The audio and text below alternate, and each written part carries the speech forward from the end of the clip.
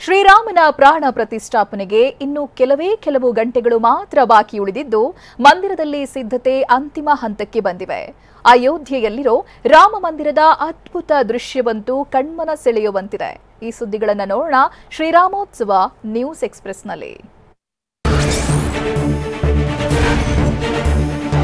ಅಯೋಧ್ಯೆಯಲ್ಲಿರೋ ರಾಮ ಮಂದಿರದ ಮತ್ತೊಂದು ಅದ್ಭುತ ದೃಶ್ಯ ಬಿಡುಗಡೆ ಮಾಡಲಾಗಿದೆ. ರಾಮ ಮಂದಿರ ಒಳಾಂಗಣದ ದೃಶ್ಯ ನೋಡುಗರನ್ನ ಮೈ ರೋಮಾಂಚನಗೊಳಿಸುತ್ತಿದೆ. ಪ್ರತಿಯೊಂದು ಕೆತ್ತನೆಯೂ ಕಣ್ಮನ ಸೆಳೆಯುತ್ತಿದೆ. ಮಂದಿರದ ಗೋಡೆ ಕಂಬಗಳ ಮೇಲೆ ಅದ್ಭುತವಾದ ಕೆತ್ತನೆ ಮಾಡಲಾಗಿದೆ. ಒಂದೊಂದು ಕಲೆಯು ಒಂದೊಂದು ಇತಿಹಾಸವನ್ನ ಹೇಳುತ್ತಿದೆ.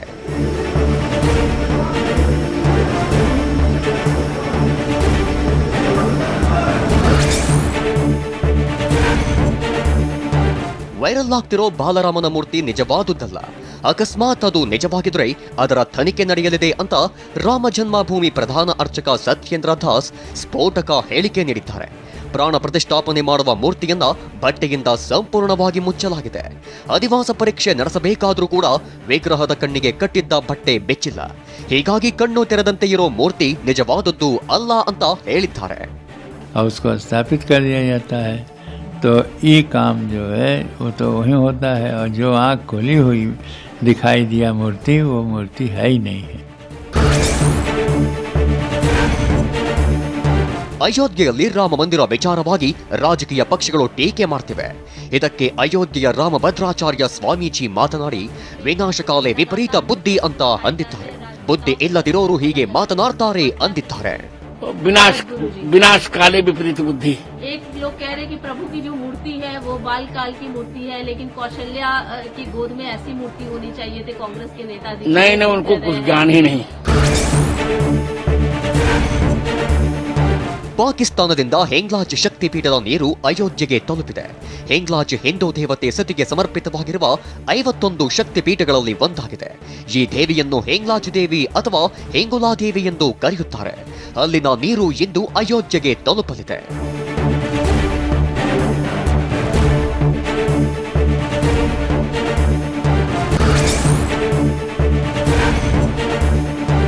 ರಾಮ ಮಂದಿರ ಉದ್ಘಾಟನೆಗೆ ದೇಶದ ಮೂಲೆ ಮೂಲೆಯಿಂದಲೂ ಭಕ್ತರು ತಮ್ಮದೇ ರೀತಿಯಲ್ಲಿ ನಿಸ್ವಾರ್ಥ ಸೇವೆ ಸಲ್ಲಿಸುತ್ತಿದ್ದಾರೆ. ಲಕ್ನೋನ ರಾಮ ಭಕ್ತ ಸಚಲ್ ಗುಪ್ತಾ ಅನ್ನೋರು ರಾಮನ ಪ್ರಾಣ ಪ್ರತಿಷ್ಠಾಪನಾ ದಿನಕ್ಕಾಗಿ 56 ಬಗೆಯ ಭೋಗ ಪ್ರಸಾದ ಅರ್ಪಿಸಿದ್ದಾರೆ. 56 ಬಗೆಯ ಸಿಹಿ ತಿನಿಸುಗಳು ಇದರಲ್ಲಿ ಒಳಗೊಂಡಿವೆ. ಪೂಜೆಯ ಬಳಿಕ ಇದನ್ನ ಭಕ್ತರಿಗೆ ವಿತರಿಸಲಾಗುತ್ತೆ.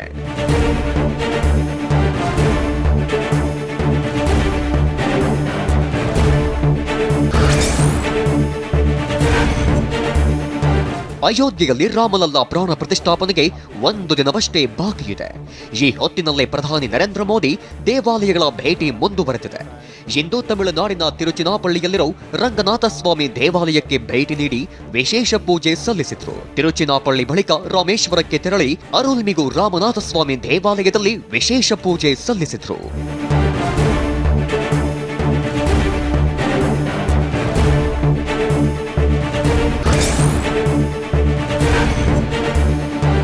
ರಾಯಚೂರಿನ ಮಂತ್ರಾಲಯದಲ್ಲಿ ಭವ್ಯವಾದ ರಾಮನ ವಿಗ್ರಹ ಪ್ರತಿಷ್ಠಾಪನೆ ಮಾಡಲಾಗಿದೆ. ಶ್ರೀ ಅಭಯರಾಮ ಹೆಸರಿನ ಸುಮಾರು 36 ಅಡಿಯ ಶ್ರೀರಾಮನ ಮೂರ್ತಿ ಪ್ರತಿಷ್ಠಾಪನೆ ಮಾಡಲಾಗಿದೆ. ಮಂತ್ರಾಲಯದ ಹೊರಭಾಗದಲ್ಲಿರೋ ರಾಮನ ವಿಗ್ರಹವನ್ನ ಪೀಠಾಧಿಪತಿ ಡಾಕ್ಟರ್ ಸುಬುಧೇಂದ್ರ ತೀರ್ಥ ಶ್ರೀ ಪ್ರತಿಷ್ಠಾಪನೆ ಮಾಡಿದ್ರು. ವಿವಿಧ ಪೂಜಾ ಕೈಂಕರ್ಯಗಳನ್ನು ನೆರವೇರಿಸಲಾಯಿತು.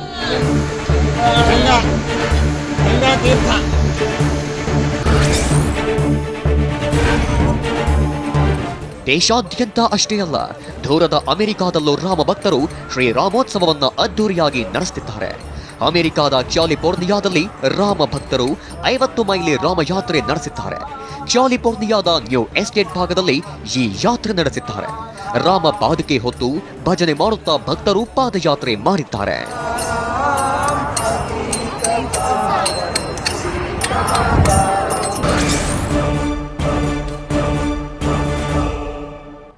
ಅಯೋಧ್ಯೆಯಲ್ಲಿನ ರಾಮ ಮಂದಿರಕ್ಕೆ ಕನ್ನಡಿಗರ ಸೇವೆ ಅಪಾರವಾಗಿದೆ.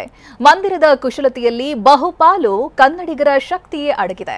ಅದರಲ್ಲೂ ರಾಮನ ಪ್ರಾಣ ಪ್ರತಿಷ್ಠಾಪನೆಗೂ ಕನ್ನಡಿಗರಿಂದಲೇ ಮುಹೂರ್ತ ನಿಗದಿಪಡಿಸಲಾಗಿದೆ. ಎಲ್ಲ ಸುದ್ದಿಗಳನ್ನು ನೋಡೋಣ ಕರುನಾಡಿನ ಪಾರುಪತ್ಯ ನ್ಯೂಸ್ ಎಕ್ಸ್‌ಪ್ರೆಸ್‌ನಲ್ಲಿ.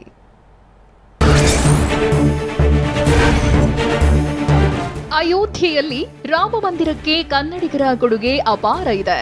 ಬೆಳಗಾವಿಯ ನವ ಬೃಂದಾವನ ನಿವಾಸಿ ವಿದ್ಯಾವಿಹಾರ ವಿದ್ಯಾಲಯದ ಕುಲಪತಿ ವಿಜೇಂದ್ರ ಶರ್ಮಾ ಅವರೇ ರಾಮ ಪ್ರಾಣ ಪ್ರತಿಷ್ಠಾಪನೆಗೆ ಮುಹೂರ್ತ ಕೊಟ್ಟಿದ್ದಾರೆ. ಇನ್ನು ಆಗಸ್ಟ್ 5, 2020ರಂದು ರಾಮ ಮಂದಿರದ ಶಂಕುಸ್ಥಾಪನೆಗೂ ಕೂಡ ಇವರೇ ಮುಹೂರ್ತ ಗುರುತು ಹಾಕಿಕೊಟ್ಟಿದ್ರು.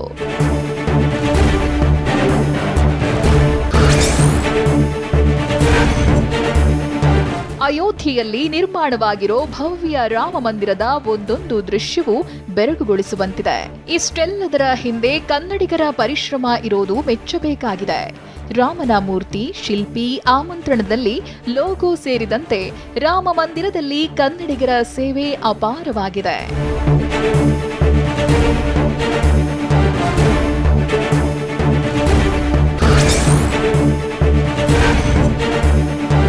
ಅಯೋಧ್ಯೆ ರಾಮ ಮಂದಿರ ನಿರ್ಮಾಣದಲ್ಲಿ ಕರ್ನಾಟಕದ್ದೇ ಅಪಾರ ಕೊಡುಗೆ ಇದೆ.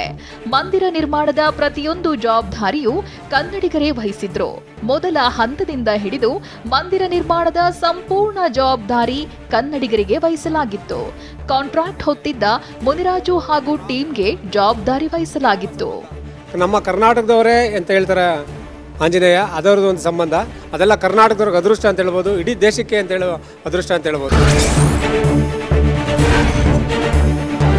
ಅಯೋಧ್ಯೆಯ ಮಂದಿರ ನಿರ್ಮಾಣದಲ್ಲಿ ಗದಗ ಯುವಕ ಶಿಲ್ಪಕಲೆ ಕೆತ್ತಿದ್ದಾರೆ. ಗದಗ ತಾಲೂಕಿನ ಅಂತೂರ ಬೆಂತೂರಿನ ರಮೇಶ್ ಕಮ್ಮಾರ್ ಎಂಬಾತ ಮಂದಿರ ನಿರ್ಮಾಣದಲ್ಲಿ ಭಾಗಿಯಾಗಿದ್ದಾರೆ. ರಮೇಶ್ ಬಗ್ಗೆ ಗ್ರಾಮಸ್ಥರು ಹೆಮ್ಮೆ ವ್ಯಕ್ತಪಡಿಸಿದ್ದು, ಮಗನ ಶಿಲ್ಪಕಲೆ ಬಗ್ಗೆ ತಾಯಿ ಫುಲ್ ಖುಷ್ ಆಗಿದ್ದಾರೆ.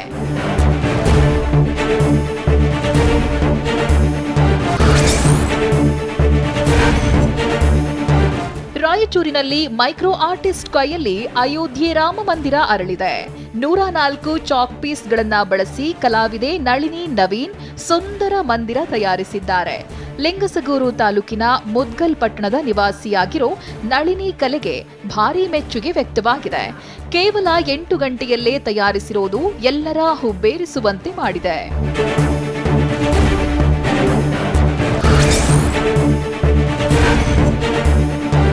ಅಯೋಧ್ಯೆಯಲ್ಲಿ ರಾಮಲಲ್ಲಾ ಪ್ರಾಣ ಪ್ರತಿಷ್ಠಾಪನೆ ಹಿನ್ನೆಲೆಯಲ್ಲಿ ಮೈಸೂರಿನಲ್ಲಿ ಬರೋಬ್ಬರಿ 1,08,000 ಲಡ್ಡು ತಯಾರಿ ಮಾಡಲಾಗಿದೆ. ರಾಮನಿಗೆ ಪ್ರಿಯವಾದ ಮೋತಿಚೂರ್ ವಿಶೇಷವಾದ ಲಡ್ಡು ತಯಾರಿಸಲಾಗಿದೆ. ಮೈಸೂರಿನ ರಾಮ ಮಂದಿರದ ಬಳಿ ಲಡ್ಡು ಹಂಚಲು ಸಿದ್ಧತೆ ಮಾಡಿಕೊಳ್ಳಲಾಗಿದೆ.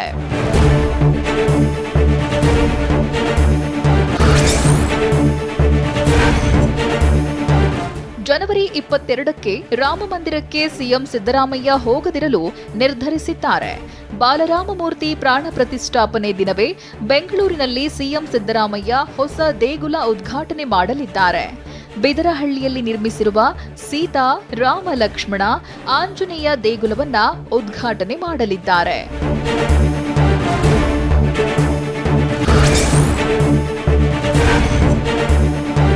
ಬೆಳಗಾವಿಯ ಹುಕ್ಕೇರಿಯಲ್ಲಿ ರಾಮಲಲ್ಲಾ ಪ್ರತಿಷ್ಠಾಪನೆಗೂ 2 ದಿನಗಳ ಮೊದಲೇ ಹಬ್ಬದ ವಾತಾವರಣ ನಿರ್ಮಾಣವಾಗಿದೆ.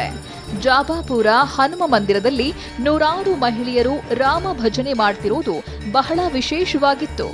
ರಾಮ ಭಕ್ತರಿಂದ ಹೋಮ, ಹವನ, ಮಹಾಪ್ರಸಾದ, ವಿಶೇಷ ಪೂಜೆ ಆಯೋಜನೆ ಮಾಡಲಾಗಿತ್ತು.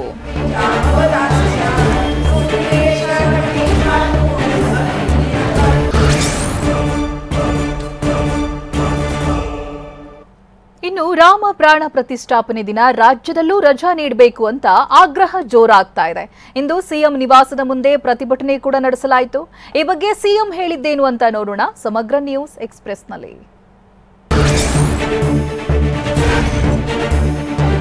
ಒಂದ್ ಕಡೆ ಅಯೋಧ್ಯೆಯಲ್ಲಿ ರಾಮೋತ್ಸವದ ಸಂಭ್ರಮ ಕಳೆ ಕಟ್ಟಿದೆ. ಈ ಮಧ್ಯೆ ಜನವರಿ 22ರಂದು ರಜೆ ನೀಡಬೇಕೆಂಬ ಕೂಗು ಜೋರಾಗಿದೆ. ಇದಕ್ಕಾಗಿ ಸಿಎಂ ಸಿದ್ದರಾಮಯ್ಯ ನಿವಾಸದ ಮುಂದೆ ಪ್ರತಿಭಟನೆಯನ್ನು ನಡೆಸಲಾಗಿದೆ. ರಾಜ್ಯದಲ್ಲೂ ರಜೆ ಘೋಷಿಸುವಂತೆ ಸರ್ವ ಸಂಘಟನೆಗಳ ಒಕ್ಕೂಟ ಸಿದ್ದರಾಮಯ್ಯ ಅವರಿಗೆ ಒತ್ತಾಯಿಸಿದೆ. ರಾಮನ ವಿಗ್ರಹ ಹಿಡಿದು ಸಿಎಂ ನಿವಾಸ ಕಾವೇರಿ ಎದುರು ಪ್ರತಿಭಟನೆ ನಡೆಸಿದೆ.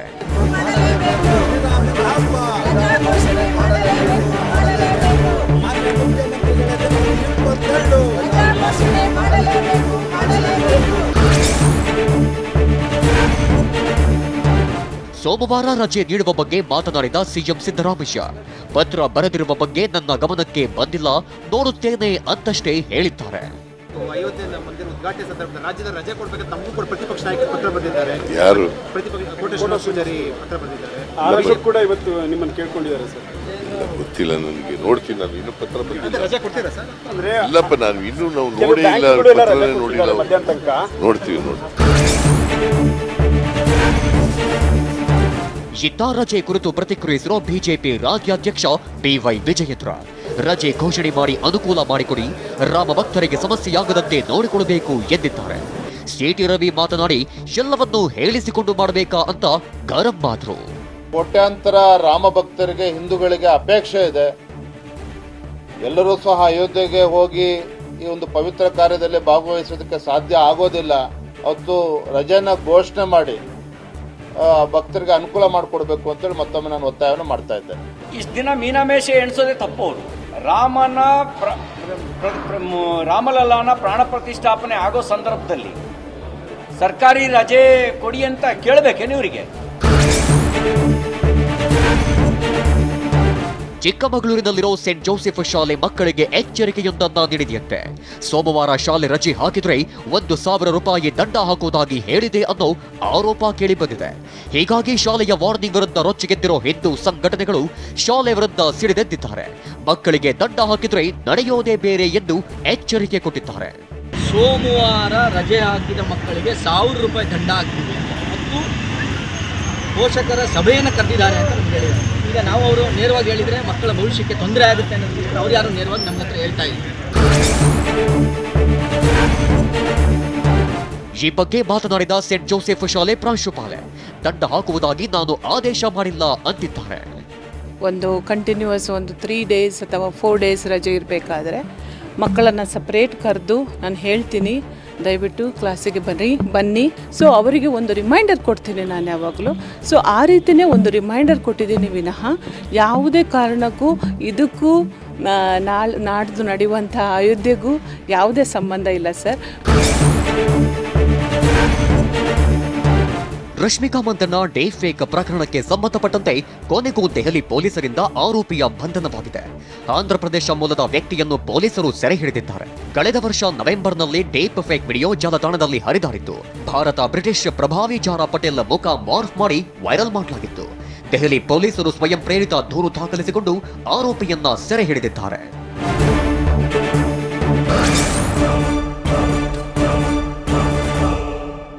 ಗೋದ್ರಾ ಹೇಳಿಕೆಗೆ ಸಂಬಂಧಿಸಿದಂತೆ ನಿನ್ನೆ ಸಿಸಿಬಿ ಹರಿಪ್ರಸಾದ್ರನ್ನ ವಿಚಾರಣೆ ನಡೆಸಿತ್ತು. ಸರ್ಕಾರವೇ ಅಸ್ತ್ರ ಪ್ರಯೋಗಿಸಿರಿ ಅಂತ ಹೇಳಲಾಗ್ತಾ ಇತ್ತು. ಆದ್ರೆ ಇಂದು ಈ ವಿಚಾರ ಬೇರೊಂದು ಮಗುಲಿಗೆ ಹೊರಳಿದೆ. ಈ ಸುದ್ದಿಗಳನ್ನು ನೋಡೋಣ ಹರಿಪ್ರಸಾದ್ ನ್ಯೂಸ್ ಎಕ್ಸ್‌ಪ್ರೆಸ್‌ನಲ್ಲಿ. ಸಿಸಿಬಿ ಪೊಲೀಸರ ವಿಚಾರಣೆ ವಿಚಾರವಾಗಿ ಮಾತನಾಡಿದ ಹರಿಪ್ರಸಾದ್, ರಾಜ್ಯಪಾಲರಿಗೆ ಬಿಜೆಪಿಯವರು ದೂರು ಕೊಟ್ಟಿದ್ರು, ಹೀಗಾಗಿ ವಿಚಾರಣೆ ನಡೆಸಿರಬೇಕು ಅಂತ ಹೇಳಿದ್ದಾರೆ. ನಿನ್ನೆ ಸರ್ಕಾರದ ನಡೆಗೆ ಸಿಟ್ಟಿಗೆದ್ದಿದ್ದ ಹರಿಪ್ರಸಾದ್ ಇಂದು ಸಾಫ್ಟ್ ಆಗಿದ್ರು. ಈಗ ರಾಜ್ಯಪಾಲರಿಗೆ ಭಾರತೀಯ ಜನತಾ ಪಾರ್ಟಿಯವರು ಒಂದು ಕಂಪ್ಲೇಂಟ್ ಅನ್ನು ಕೊಟ್ಟಿದ್ರು. ಅದನ್ನ ವಿಚಾರಣೆ ಮಾಡಿ ನಮಗೆ ತಿಳಿಸಿ ಅಂತ ಹೇಳಿರ್ಬೋದು ರಾಜ್ಯಪಾಲರು. ರಾಜ್ಯಪಾಲರ ನಡೆಗೆ ಪರೋಕ್ಷವಾಗಿ ಕಿಡಿಕಾರಿದ ಹರಿಪ್ರಸಾದ್, ರಾಜ್ಯಪಾಲರು ಇಷ್ಟೊಂದು ಕ್ಷಿಪ್ರವಾಗಿ ಇದೆಲ್ಲ ಮಾಡಿದ್ದಾರೆ. ಎಲ್ಲಾ ಪ್ರಕರಣಗಳು ಹೀಗೆ ಆದ್ರೆ ಉತ್ತಮ, ಆದ್ರೆ ನಮ್ಗೆ ಮಾತ್ರ ಹೀಗೆ ಅಂದ್ರೆ ಉತ್ತರ ಹುಡುಕ್ಬೇಕಾಗತ್ತೆ ಅಂತ ಹೇಳಿದ್ರು. ಇಷ್ಟೊಂದು ಕ್ಷಿಪ್ರ ರೀತಿಯಲ್ಲಿ ಕಾರ್ಯಾಚರಣೆ ಆಗಬೇಕು ಅಂದರೆ ರಾಜ್ಯಪಾಲರು ಮನೆಗೆ ಹೋಗ್ತಕ್ಕಂಥ ಎಲ್ಲ ಕಂಪ್ಲೇಂಟ್ಗಳಲ್ಲೂ ಇಷ್ಟೇ ಶೀಘ್ರವಾಗಿ ತನಿಖೆ ನಡೀಬೇಕು, ವಿಚಾರಣೆ ಮಾಡಬೇಕು ಅನ್ನೋದಿದ್ರೆ ಬಹಳ ಸಂತೋಷ. ನಾನು ಪರಿಷತ್ ಸದಸ್ಯನಾಗಿರುವ ಕಾರಣ ಸ್ಪೀಕರ್ ಅನುಮತಿ ತೆಗೆದುಕೊಳ್ಳಬೇಕಿತ್ತು. ಶಿಷ್ಟಾಚಾರದ ಉಲ್ಲಂಘನೆ ಕೂಡ ಆಗಿದೆ ಅಂತ ಹರಿಪ್ರಸಾದ್ ಹೇಳಿದ್ದಾರೆ. ಅಲ್ಲದೆ ಈ ವಿಚಾರ ಸಿಎಂ ಗಮನಕ್ಕೆ ತಂದಿದ್ದೇವೆ ಅಂತ ಪೊಲೀಸರು ಹೇಳಿದ್ದಾರೆ ಅಂತ ಹೇಳಿದ್ರು. ನಾನೊಬ್ಬ ವಿಧಾನ ಪರಿಷತ್ತಿನ ಸದಸ್ಯ. ರಾಜ್ಯಪಾಲರು ಹೇಳಿದ ಮೇಲೆ ಪೊಲೀಸರು ಬರಬೇಕಾದ್ರೆ ಅವರು ಮುಖ್ಯಮಂತ್ರಿ ಅಥವಾ ಹೋಮ್ ಮಿನಿಸ್ಟರ್ ಕೇಳಬೇಕಾದಿಲ್ಲ. ಅವರು ನಮ್ಮ ಚೇರ್ಮನ್ನ ಕೇಳಿ ನಾವು ಈ ಥರ ಹೋಗ್ತೀವಿ ಅಂತ ಹೇಳಬೇಕು. ಶಿಷ್ಟಾಚಾರದ ಉಲ್ಲಂಘನೆ ಕೂಡ ಮಾಡಿದ್ದಾರೆ ಪೊಲೀಸರು. ಬೇಗೆ ಹರಿಪ್ರಸಾದ್ ತನಿಖೆಗೆ ಸಿಸಿಬಿ ಅಧಿಕಾರಿಗಳು ಹೋಗಿದ್ದ ವಿಚಾರವಾಗಿ ಮಾತನಾಡಿರುವ ಸಚಿವ ಪ್ರಿಯಾಂಕ್ ಖರ್ಗೆ ರಾಜ್ಯಪಾಲರ ವಿರುದ್ಧ ಗಂಭೀರ ಆರೋಪ ಮಾಡಿದ್ದಾರೆ. ಗವರ್ನರ್ ಅವರು ಇಷ್ಟು ಇಂಟ್ರೆಸ್ಟ್ ಇದ್ದಾರೆ, ಕೇಂದ್ರ ಸರ್ಕಾರದಿಂದ ನಿರ್ದೇಶನ ಇದೆಯಾ, ಇದಕ್ಕೆ ಹೀಗೆ ಮಾಡಬೇಕು, ಸರ್ಕಾರಕ್ಕೆ ಮುಜುಗರ ಮಾಡಬೇಕು, ಹರಿಪ್ರಸಾದ್ ಅವರಿಗೆ ಮುಜುಗರ ಮಾಡಬೇಕು ಅಂತ. ಇದು ನೀವು ನೋಡಿ ಒಂದು ಪ್ಯಾಟರ್ನ್ ಇದೆ. ಎಲ್ಲೆಲ್ಲಿ BJP ಅಧಿಕಾರದಲ್ಲಿ ಇಲ್ಲ ಅಲ್ಲಿ ಗವರ್ನರ್ ಥ್ರೂ ಆಳ್ವಿಕೆ ಮಾಡಲಿಕ್ಕೆ ಇವ್ರು ಹೊರಟಿದ್ದಾರೆ. ಅದಕ್ಕೆ ನಾವು ಏನೇ ಇದ್ರೂ ಕಾನೂನು ಚೌಕಟ್ಟನ್ನ ನಾವು ಮಾಡ್ತೀವಿ. ತನಿಖೆ ಆಗ್ತಿದ್ಯಾ ಇಲ್ವಾ ಎಂದು ರಾಜ್ಯಪಾಲರು ಪದೇ ಪದೇ ಇದರ ಬಗ್ಗೆ ಕೇಳ್ತಿದ್ದಾರೆ. ರಾಜ್ಯಪಾಲರ ಮಾತಿಗೆ ಗೌರವ ಕೊಟ್ಟು ಗೃಹ ಇಲಾಖೆಯವರು ವಿಚಾರಣೆ ನಡೆಸಿದ್ದಾರೆ. ಯಾಕಿಷ್ಟು ರಾಜ್ಯಪಾಲರು ಆಸಕ್ತಿ ವಹಿಸಿದ್ದಾರೆ ಗಮನಿಸಬೇಕು ಅಂತ ಪ್ರಿಯಾಂಕ್ ಪರೋಕ್ಷವಾಗಿ ಕೇಂದ್ರದ ಕಡೆ ಬೊಟ್ಟು ಮಾಡಿದ್ದಾರೆ. ನಿನ್ನೆ ತಮಗೆ ಸಂಪೂರ್ಣ ಮಾಹಿತಿ ಇದ್ದರೆ ಗವರ್ನರ್ ಅವರು ಪದೇ ಪದೇ ಇದ್ರ ಬಗ್ಗೆ ಕೇಳ್ತಾ ಇದ್ದಾರೆ. ಗವರ್ನರ್ ಇದು ತನಿಖೆ ಆಗ್ತಾ ಇದೆಯಾ ಇಲ್ಲ, ಹೇಗಾಗ್ತಾ ಇದೆ, ಏನಾಗ್ತಾ ಇದೆ ಅಂತ ಕೇಳೋ ಇರೋದ್ರಿಂದ ಅವರ ಒಂದು ಮಾತಿಗೆ ಗೌರವ ಕೊಟ್ಟು ಅದನ್ನು ನಾವು ಏನು ನಮ್ಮ ಗೃಹ ಇಲಾಖೆದವರು ಕೇಳಿದ್ದಾರೆ. ಜವಾಬ್ದಾರಿಯುತ ಸ್ಥಾನದಲ್ಲಿರುವವರು ಹೇಳಿಕೆಯ ಬಗ್ಗೆ ಮಾಹಿತಿ ನೀಡಬೇಕು ಅಂತ ಬಿಜೆಪಿಯ ಮಾಜಿ ಶಾಸಕ ಸಿಟಿ ರವಿ ಆಗ್ರಹಿಸಿದ್ದಾರೆ. ಅಲ್ಲದೆ ಹರಿಪ್ರಸಾದ್ ಅವರು ಇಂತಹ ಹೇಳಿಕೆ ಕೊಡಲು ಯಾರು ಪ್ರಚೋದನೆ ಕೊಟ್ಟರು ಅಂತ ಪ್ರಶ್ನೆ ಮಾಡಿದ್ರು. ಈಗ ಗೋದ್ರಾ ರೀತಿಯ ದುರ್ಘಟನೆಗಳು ನಡೆಯುವ ಸಾಧ್ಯತೆ ಇದೆ ಅಂತ ಸನ್ಮಾನ್ಯ BK ಹರಿಪ್ರಸಾದ್ ಅವರು ಸ್ಟೇಟ್ಮೆಂಟ್ ಕೊಟ್ಟಿದ್ರು. ಸಾಕಷ್ಟು ಚರ್ಚೆ ಆಗಿದೆ. ಅವ್ರ ಹತ್ರ ಅದರ ಮಾಹಿತಿ ಇದ್ದರೆ ಅವರು ಪೊಲೀಸರ ಜೊತೆಗೆ ಶೇರ್ ಮಾಡ್ಕೊಳ್ಬೇಕಾಗಿರೋದು ಸೂಕ್ತ. ಅವ್ರ ಹೇಳಿಕೆಗೆ ಕೊಡೋದಕ್ಕೆ ಯಾರು ಪ್ರಚೋದನೆ? ತಾಲಿಬಾನ್ ಸಂಪರ್ಕನ, ಜೈಷೆ ಮೊಹಮ್ಮದ್ ಸಂಪರ್ಕನ, ದಾವೂದ್ ಇಬ್ರಾಹಿಂ ಸಂಪರ್ಕನ, ಯಾರ ಸಂಪರ್ಕದ ಮೂಲಕ ಅವ್ರು ಹೇಳಿದ್ರು?